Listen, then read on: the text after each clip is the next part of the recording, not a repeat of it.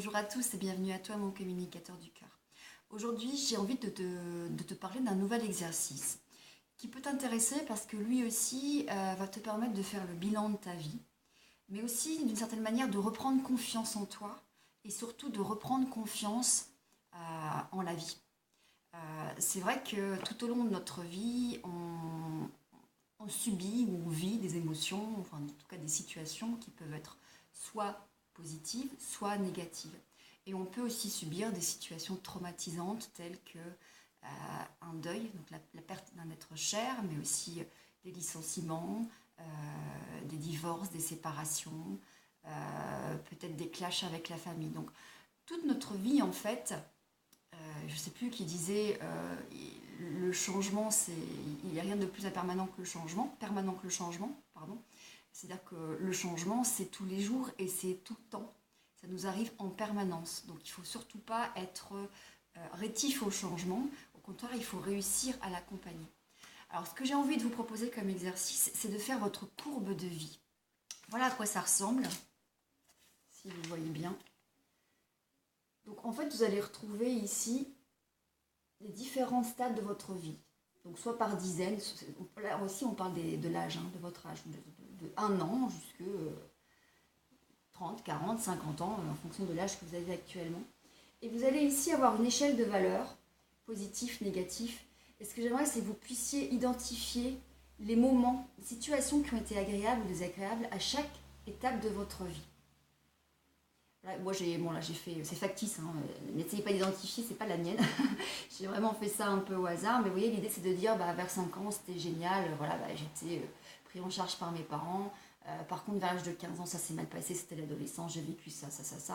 Là, c'est remonté à 20 ans, j'ai rencontré l'homme de ma vie, et puis pendant quelques années, on a vraiment vécu le bonheur. Voilà, l'idée c'est vraiment d'essayer de tracer cette courbe de vie. Alors la première chose qui est intéressante avec la courbe de vie, c'est qu'on voit que ça fluctue en permanence. D'où effectivement le changement qui est quelque chose de complètement intégré à notre vie. On ne peut pas éviter le changement, il fait vraiment partie de notre vie. Mais surtout ce qui est intéressant et ce qui permet de reprendre confiance en soi et de reprendre confiance en la vie, c'est de dire qu'après chaque situation traumatisante, chaque situation de deuil, il y a un renouveau. Et en général, le renouveau, si vous regardez la courbe, vraiment si vous analysez la courbe, il remonte bien au-dessus des étapes précédentes qui pouvaient être positives. Donc ça, c'est intéressant parce que quand on vit une situation traumatisante et qu'on a fait cette courbe de vie, on peut se dire que de toute façon, c'est temporaire. On va réussir à mettre en place des ressources, ça je vais en parler juste après, et que quelque part, on va rebondir et on va rebondir sans doute à un niveau bien plus confortable que ce qu'on avait pu vivre avant. Le deuxième petit exercice qui est intéressant, c'est ce que j'ai fait ici, c'est que à chaque fois que vous avez vécu une situation de vie qui était plutôt compliquée, traumatisante, des deuils, essayez de noter les ressources personnelles que vous avez utilisées pour pouvoir rebondir. Ça peut être du savoir-être, ça peut être des aptitudes, mais ça peut être aussi des compétences. Typiquement, face, à un licenciement ou face à un divorce, quelles ressources vous avez utilisées pour pouvoir vous en sortir. Alors ça peut être effectivement faire une formation, ça peut être tout de suite contacter des gens. Il y en a qui arrivent tout de suite à rebondir en faisant actionner leur réseau. Ça peut être effectivement utiliser des qualités telles que votre détermination, le fait de ne jamais abandonner. Voilà. Essayez de noter toutes les ressources que vous avez utilisées et qui vous ont permis de rebondir.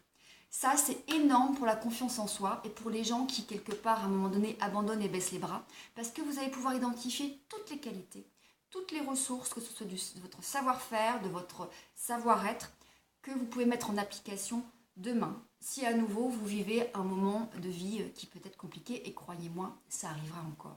Je doute que votre vie soit un long fleuve tranquille, comme le dit le film, il vous arrivera encore des petites situations qui ne seront pas forcément agréables, et dans ce cas-là, vous serez outillé parce que vous saurez quelque part quelles sont vos qualités, quelles sont vos aptitudes et quelles sont celles que vous pouvez utiliser pour rebondir à nouveau.